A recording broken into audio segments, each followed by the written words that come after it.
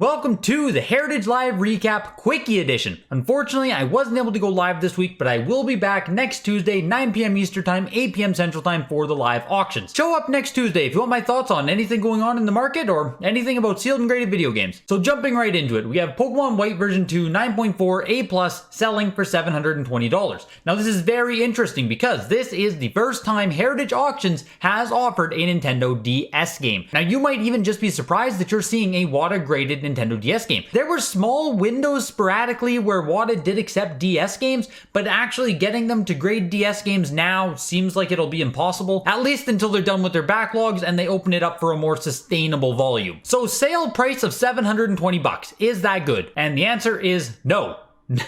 No, it is not good. It is not good at all. I have to assume the person who consigned this is quite disappointed by this result. So I do have eBay open here just to look at some comps, and we do have a VGA 80 Plus here for $325. And back in July, there was someone auctioning off two different copies of Pokemon White 2. For whatever reason, it looks like they ran both auctions twice. I did check the serial numbers on them. They are two different copies here between the four listings, and the most two recent ended at $739 and $765. The first two ended in the $550 range. So if you want to look at it, sure, somewhere around $700 these sold for in VGA 85 condition. And looking that this one here is a 9.4A plus, which is likely better than a VGA 85. It's going to be somewhere right in the 85 plus range, depending on what's specifically wrong with this copy. But yeah, no, you probably could have just went to eBay and got more for it. So interesting to see that Pokemon Nintendo DS WATA graded didn't do much on Heritage Auctions at all. And with that out of the way, let's look at what else was interesting in this week's auction. Quickly blazing past all of the Atari games, we enter into the NES games here. This Mock Rider over here, which is a 5.0, is a Canadian version of the game. So this is denoted as a gloss sticker version of Mock Rider here, but the Canadian releases are different than the US releases. They have their own release timeline, and though some of the rules are the same, it's also different in some places. And you can tell it's Canadian as soon as you look at it because it says game of /jeu de on the box there, and then at the bottom there's the little Mattel logo. This pattern carries through all Canadian NES games. Let's go Canada. Now I'm still just scrolling, but I have to assume the two big ones in this auction are going to be Super Mario Bros. Here, 8.0A White Seal, 16,800,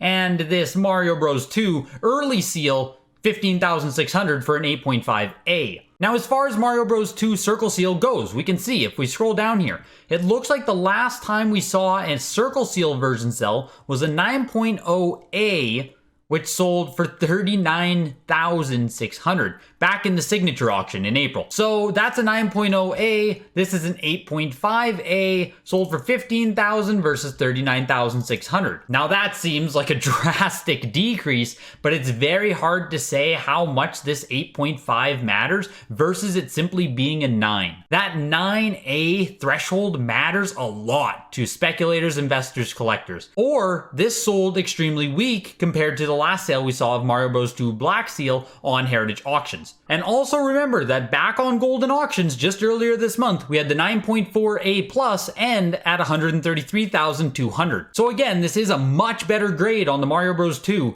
So it's really hard to say if this is just, you know, seen as a shitty grade, 8.5A, or if Mario Bros. 2 sold flat today. I personally did expect a little more price action on this, given what we have seen in the past, but we really do need to wait for more data points to come in on it. And with the Mario Bros. Here, 8.0A, 16,800, it's kind of the same story as the Mario Bros. 2. Just 2 weeks ago, we saw an 8.5A Saber version of the game sell for $31,000. Now we see an 8.0, only one grade lower here on the actual scale, sell for $16,800. Now I talked about the 9.0 falling to an 8.5, but I do not think an 8.5 falling to an 8.0 is justifiable to see the price slash in half. Once again, based on the price points that we do have on other Mario Bros. Oval Seal games, I would say that this sold pretty weak this week. I did expect it to sell for more. Seems like that's going to be the trend of this week's auctions. Hey, this is 3 games already I've talked about, and all 3 I've said have sold kind of weak. Let's keep looking around and see what we see. Tetris 8.5A selling for $1,100. Killer Instinct 9.0A++ for $900. Pretty cool to see the Lion King here, 9.2A+, early version of this game, $2,000. Lion King did see a Majesco release later, so this is the Made in Japan earlier print. $2,000 for Lion King though seems very good. Michael Jordan Chaos in the Windy City, 7.5, complete in box, $384. Wow, that's pretty crazy to see to me. You go back a few years and complete in box versions of this game would be like 30 bucks. This is super weird right here. These are just 2 complete in box average condition Game Boy games that they took on. They sold for 53 bucks, which is just... Everything about this feels weird. I don't know why they took them. The sale price is extremely low. I mean, they're not great titles overall. It's just all very confusing to see offered on Heritage auctions. 9.4 A+ Pokemon Blue Rattata print, $6,600. 9.2 A+ sold for $6,600 just last week. Yep, just last week we had a 9.2 A+ sell for the exact same price that this week a 9.4 A+ sold for. And if we go back to September 7th here, the same variant, same grade of Pokemon Blue sold for literally twice as much. Damn, Pokemon Blue. So let's see what happened with Pokemon Red. 9.2 A Sandshrew print on this one, $9,600. So looking at the Sandshrew print of Pokemon Red, I can hardly say Sandshrew. It looks like we saw a Sandshrew back on July 20th, 8.5 A+, $11,000. 8.5A, $10,000, and now we're seeing the 9.2A only bring in $9,600. And if we go back a little further even to July 11th, we can see an 8.0 A+, $13,200. As far as getting a Sandshrew print on Pokemon Red goes, this is one of the best prices I've seen in a long time. It's getting realistic for me to potentially purchase one at some point here. That's pretty cool. Not at $10,000. I don't have $10,000 hanging around to buy one, but maybe if we get down to like the $5,000-$6,000 range, I can shuffle some stuff around and make it work. I'll be keeping a close eye on this because I still do need a Pokemon Red for my personal collection. Quake 64, 8.5A, $720. Resident Evil 2, 8.0 C+ for $780. We have seen some pretty terrible seals in our day. In order to get a C+, this thing must be had. Let's just see what a C+ actually means for seal grade, because we actually never really see those. And you can see that it looks like the entire game is ripped here going across. Right here, ripped and ripped the whole way here, unless it's just box shading. Let's just see what the back looks like. I don't see too much ripping on the back of the game, so I'm guessing that yes, it has to be ripped all the way across the front here. Which, like I said, wow, not often you see WATA give out the C+ seal rating. Oddly enough though, as we talk about Pokemon prices going down, this is a 9.4 complete in-box Sapphire selling for $1,100, which I'm pretty sure you can just pay a little bit more to go up for a sealed one. I mean, you might not get a 9.4 condition sealed one, but you're going to get like a 9.0, 9.2A. And I know it's a 9.4 that is an exceptional condition, but not like Pokemon Sapphire complete in box is rare to begin with. So piecing one together is going to be a lot easier than when we talk about like a 9.4 NES game. Just two very different levels of difficulty. Fire Emblem on GameCube here, 576. It is a B seal rating though, so that greatly hurts the price of DVD games. Still pretty cheap though if you just want to have a factory sealed Fire Emblem in your collection. We had Zelda Wind Waker, 9.4A, sell for $1,680. I'm still waiting to see a really high grade Wind Waker come up. Now very cool for me personally to see is Lost Kingdoms here, 9.6A+, sell for $930.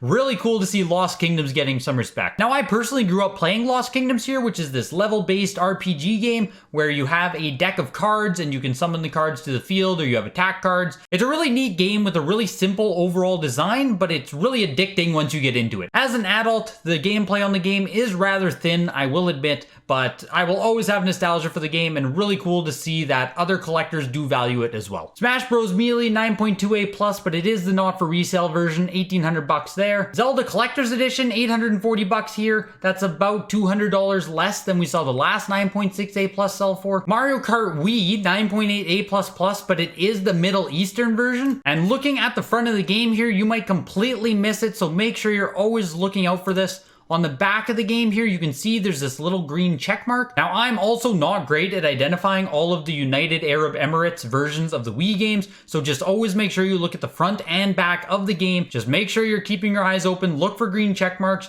Sometimes on the front of the box, there'll be a little stamp right here that will say UAE World Edition. If you're looking at a sealed Wii game and it looks like the price is really low for some reason, just keep your eyes open and be aware. There actually were a lot of cool Wii games that came up. We have 9.8A++ Fragile Dreams selling for $600.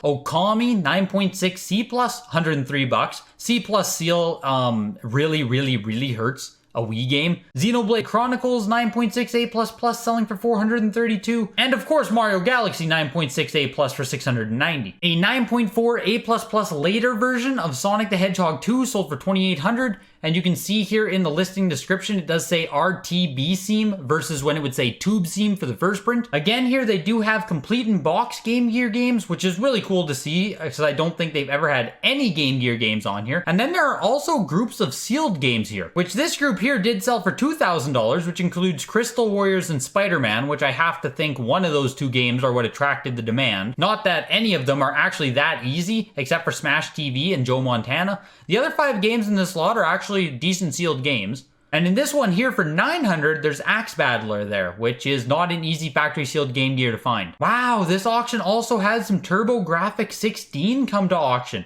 which we have Bonk's Adventure here, one of the better TurboGrafx 16 games. 8.5A, $1,440. I don't know a ton about TurboGrafx 16, so I can't really give you guys a lot of analysis on that stuff. Cool to see that they're coming up for auction though. JoJo's 9.8A+, $1,920. Pretty strong sale for JoJo's and absolutely crushes the Dreamcast version, which you're gonna see that a lot when you go from PlayStation to Dreamcast. The PS1 versions have way higher demand. Metal Gear Solid 9.8A++, $9,600, which is actually an increase from the last one we sold, which was only $6,600. So here's finally a big game in this auction that did see price increase from its last comp. God of War 9.8A++, $4,300 for the later version. Crazy to see that this game is still pulling really strong values, honestly. And the last thing I want to show for this recap is this Pokemon Tops tin selling for $312. And as you can see with me here, I still have my childhood one right here. So super cool to see what this thing is worth because, yeah. I still hold some stuff in here and I still use it as a storage container. And that does it for this week's recap. Hopefully I'll see you guys during the live stream next Tuesday.